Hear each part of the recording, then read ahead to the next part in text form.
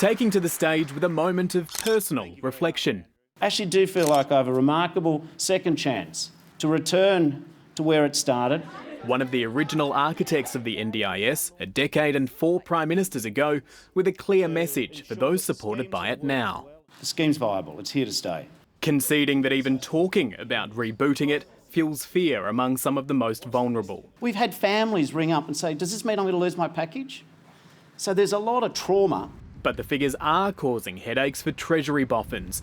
The NDIS forecasting its own annual cost to rise from $34 billion this financial year to close to $90 billion by early next decade.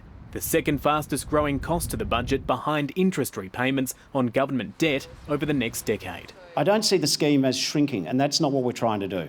That doesn't mean changes aren't on the horizon. The Minister wants more NDIS staff and long-term funding plans for more participants, ensuring they aren't bogged down in bureaucracy, having their disability unnecessarily reassessed. I've been blind since I was born.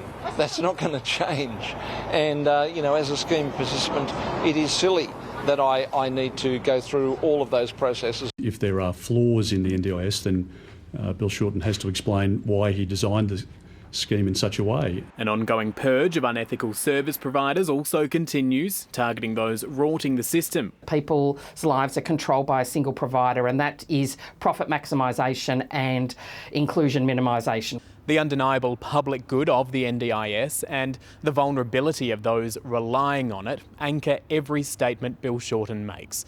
But he's also spoken of not allowing the scheme to become the only lifeboat in the ocean, for the obvious fear it could sink if other supports disappear. Matthew Doran, ABC News, Canberra.